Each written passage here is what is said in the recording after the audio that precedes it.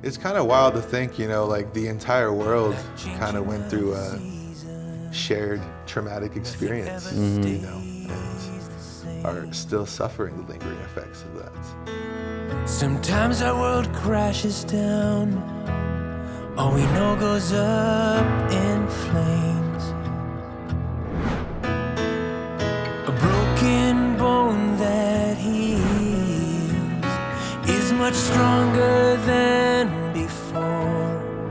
Don't look down, keep your head up high. You'll be free from this pain you feel inside. Hey everybody, I'm Don Amaro, and today we have a fantastic musician who's making waves all over this country in the R&B and soul community. Today I have Sebastian Gaskin here on Through the Fire.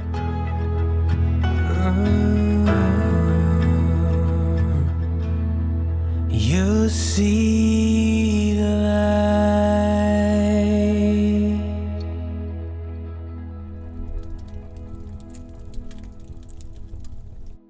Sebastian Gaskin, how you doing, my friend? I'm doing well, Don. Good to see you. So good to have you here in my current place. We'll move around with this thing once in a while, but the chairs always come with me. Oh, right. These are great chairs. Lovely fabric. Yeah, thanks. I'm trying to think of where we began. The Don Amaro Sebastian story began. Yeah, man. Do you remember? Gosh, that must have been 2000 and what? 2011? No. Around there? 2012. I think I was in 10th grade. Okay. Going to Children of the Earth High School. And Yes. I believe you were doing a workshop there. Yeah. For guitar and songwriting. Yeah. And nobody cared except for you. I was the only guy.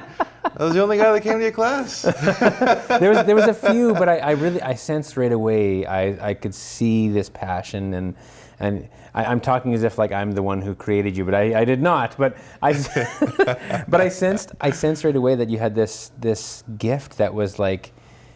I felt that there was something that was going to happen for you in the music world, and so if I remember correctly, you came to me or I said to you, I said, hey, if you want to record this, like I'm happy to help you do it. And at your old church there on St. Mary's. Yeah, I still go there. Yeah. Oh, good. Yeah, I remember. I still remember the song we recorded there. I think it was called "Be Who You Want to Be." Be who you want to be. Oh. Yeah. Do you still have it? You still have that recording probably somewhere? on some old hard drive somewhere, but and I love that's where that began, and I love seeing you emerge in the last 3 or 4 years. I'd say I've really kind of seen the Sebastian Gaskin story kind of explode across the country, and it's been really cool to kind of feel like I got to be a small piece of that puzzle maybe for you. And, totally. It was really cool. I feel you definitely gave me like that spark very early on. Like. Maybe even before I knew I had it. Well, I don't go around telling everybody, yeah, I did that. That's just want to be clear, because I just think, you have all these gifts in your own right, regardless of what I was saying. But I wanted to hopefully give you that encouragement to kind of do it, and it's so cool to see you doing it. I love that for sure. I'm really out here. Yeah. Born in Thompson, raised in Tatasquak Cree Nation. Correct. Also known as Split Lake to some. Is there a preferred term there? Do people there I think say most people call it TCN? TCN? Yeah. Okay. Yeah, the Tasqueña Cree Nation. Okay. And the Split Lake, is that the same place? Yeah, it's the same place. So Split Lake it's located on the Nelson River. Okay. Generally on like the widest point of the river.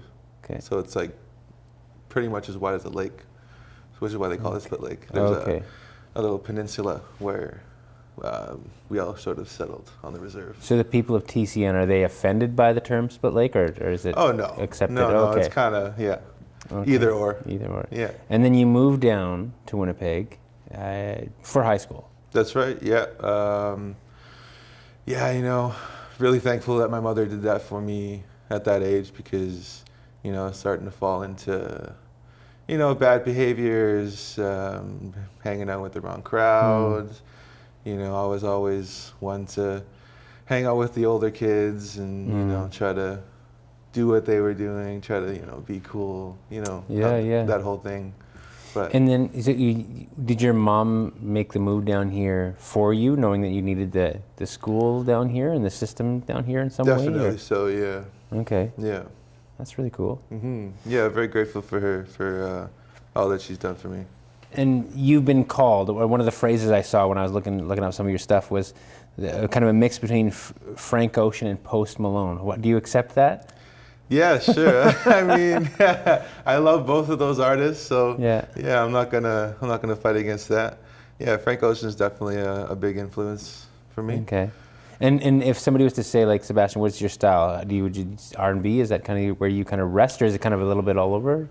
Yeah, I mean, well, this record I've been working on has definitely been more centered around soul music, R&B, with, I've been listening to a lot of Baptist gospel the past few Interesting. years. I've found comfort in that music, and so That's really cool. yeah, there's definitely a lot of those sort of chord progressions and influences throughout the album. Were you at the Blind Boys of Alabama concert the other day? Did you make it? No, I did not. It's an early one. Yeah, no, I did not make it to that one, unfortunately. Sebastian was just at Winnipeg Folk Festival, and they had the Blind Boys of Alabama as well. And but that's the early Sunday morning set, and if you're not up early Sunday morning, you're gonna miss it. Yeah, we were doing the 1 p.m. express. Fair enough. I was gonna ask you, being an Indigenous person, do you think that's influenced your music career up till now? Do you think it's kind of, you speak into that, or do you just find yourself an artist who happens to be Indigenous? Do you bring them both together in your process of being a creator? Yeah, I'd say so. I mean, as unfortunate as it is, I feel like a lot of the gigs I got early on were because I was Indigenous, Right. Were because maybe these festivals are trying to fill like a diversity quota, but that's a whole other conversation. But yeah, these new tunes I've been working on are definitely, like, I've sort of incorporated hand drum sort of chants mixed in with like R&B vocal runs and stuff like that. Right. So yeah, I feel like earlier on in my career I kind of shied away from it a little bit. But yeah, at this point where I'm at now, I feel like I'm a lot more comfortable incorporating my indigeneity, if you will, into my music and my branding, and so. Do you feel like now, because I know what you're saying about sort of filling the quotas sometimes of these festivals needing to kind of have a certain amount of Indigenous content or diverse content, do you feel like that's changing for you? I would say so, yeah. I mean, things are kind of a little up in the air right now because we haven't really been putting out any music. So I've just kind of been getting, maybe 1 or 2 gigs a month, kind of keeping the bills paid. And, but yeah, I definitely feel there's been a shift in the music industry and the gig landscape over the past little while. Right. So you started seeing not just individuals like you or myself, like as Indigenous artists, but going, these are great artists that we need to have at our festivals. Exactly. I think that's what we're trying to get to, that status of being beyond just filling that quota. 100%. Yeah. And like, you have artists like Kaylee Cardinal, like yourself. Digging Roots. Digging Roots. Oh man, I actually just saw Digging Roots in Ottawa for Ottawa Jazz Festival, and oh man, they just killed it. Do you know? I might say the name wrong. One of their label partners, Asinabi. Yeah. We met in Toronto over at the Junos, and so yeah, we got to know each other quite a bit. Did you get a chance to hear Asinabi? Yeah, such a crazy voice that guy has. Incredible, powerful, yeah. Moving. Very much so, yeah. Yeah. There's a lot of things that we can talk about, but because this is called Through the Fire, I want to know from you and your words and in your experiences, whether it's personal or whether it's in your career, is there something that you would describe as sort of being in the fire for yourself that you kind of have moved through in your, again, either personally or in your career? Yeah, absolutely. You know, like as I'm sure a lot of other artists have gone through, like depression, anxiety. You know, that's sort of an ongoing thing that I work through with music, and very thankful that I have that sort of outlet, because I've unfortunately lost a lot of friends, you know, over the past 5-6 years to suicide and overdoses, and so I'm thankful that I've been able to process my emotions by way of songwriting. And I've recently been diagnosed with something called HS, which is not something a lot of people know about. It affects about 8% of the male population. Generally, it affects females more than males. So HS stands for hidradenitis suppurativa. Basically, it just causes. I won't get into like the gritty details, but it can be quite painful through times. So yeah. What is it affecting? Like just the entire body? Is it the mind, or is it? Yeah. Well, it's a disorder of the skin. Oh, okay. So in the groin, the underarms, sort of thing. Okay. Yeah. Some days can be very painful. So When did you find this out? just last year, I was officially diagnosed, but I've been living with it, my whole life without actually knowing what it was, And to finally have that diagnosis was like, oh, okay, And so now Is there things that they can do to mitigate or help minimize the effects of it, or that you can do to help ease Yeah, the so stress? I've had to change my diet quite a bit, So a lot of triggering foods can be like things like nightshades, potatoes, tomatoes, peppers. Basically everything I used to eat. Everything worth eating. Right. Okay. I got to cut back on. Oh, okay. And there's very little research on this disorder. Right. So I'd like to bring a little light on the subject, and hopefully other people out there who also have this can maybe feel a little less alone. Interesting. When you talk about also depression, which is obviously a big one that a lot of people have had to sort through, I think I venture to guess, and there's no science or numbers behind my guesses here, but most of us at some point in time have dealt with it on some level. Whether you're going through loss or some sort of tragedy in your life, or just something going on, in some ways in your mind where you're dealing with these things. And so you yourself have dealt with some of these the heavy-hearted depression kind of moments in your absolutely your upbringing. Yeah, I mean, it's kind of wild to think, like the entire world kind of went through a shared traumatic experience, and are still suffering the lingering effects of that. And I feel like it's